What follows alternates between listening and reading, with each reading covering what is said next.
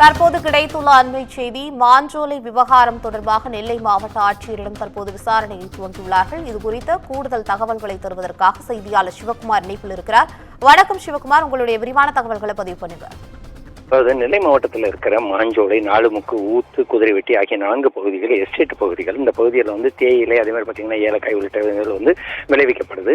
99 வருட குத்தகைக்கு Bombay Burma trading corporation அப்படிங்கிற கம்பெனி எடுத்த நிலையில இன்னும் 4 ஆண்டுகள்ல அதோட குத்தகை காலம் முடியுது. இதனை அடுத்து என்ன பண்ணாங்கன்னா, அந்த 4 எஸ்டேட்ல இருக்கிற மக்களை வெளியே போக சொல்லி சொன்னாங்க. எப்படின்னு பார்த்தீங்கன்னா, நாங்கள் காலி பண்றோம், அதனால நீங்க வேற வேலை பார்த்து போய்க்கோங்க அப்படின்னு சொல்லி அங்க வேலை பார்த்தவங்களுக்கு உண்டான நிதி உதவி உள்ளிட்டவைகள் செய்யப்பட்டு, எப்படின்னா பார்த்தா அவங்க வேலை பார்த்த காலத்தில் உள்ள இஎஸ்ஐ, பிஎஃப் உள்ளிட்ட கொடுக்கப்பட்டு அதன் அடிப்படையில் அவங்க வெளியேற்றப்பட்டாங்க.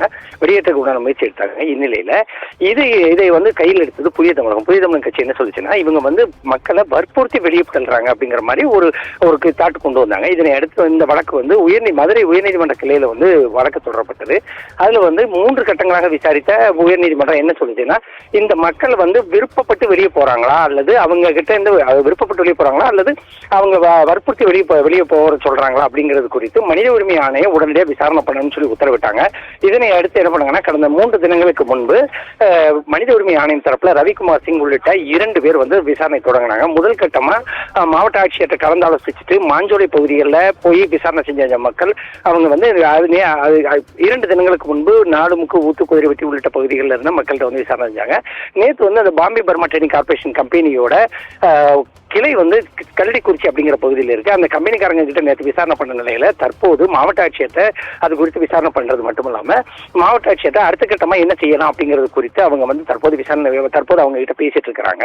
அதாவது இந்த 4 எஸ்டேட் மக்களுமே தங்களை வற்புறுத்தி வெளியே தள்ளுறதா ஒரு பிரிவினர் சொன்னாலும், இன்னொரு பிரிவினர் என்ன சொல்றாங்கன்னா, தேயிலை சட்ட தரப்புல என்ன சொல்றாங்கன்னா, அவங்க விருப்பப்பட்டு தான் வெளியே போறாங்க, நாங்க எதுவும் சொல்லல அப்படின்னு சொல்றாங்க. இதனுடைய முழு விவரங்கள் இன்னும் ஓரிரு தினங்கள்ல தெரிய வரும். அதே மாதிரி பாத்தீங்கன்னா, ஏற்கனவே விசாரணை ஆரம்பிக்கப்பட்ட அன்றே ஏறத்தாழ 1100 பக்கம் கொண்ட அந்த மாஞ்சோலை விவகாரம் குறித்த முழு தகவல்களையும் அந்த மனித உரிமை ஆணையம் அதிகாரிகள் கிட்ட மாவட்ட ஆட்சியர் தரப்புல வழங்கப்பட்டிருந்தாலும், இன்னைக்கு அவர் திரும்ப மாவட்ட ஆட்சியர் சந்திக்கிறது இங்க ஒரு பரபரப்பை ஏற்படுத்தி இருக்குது. பவித்ரா,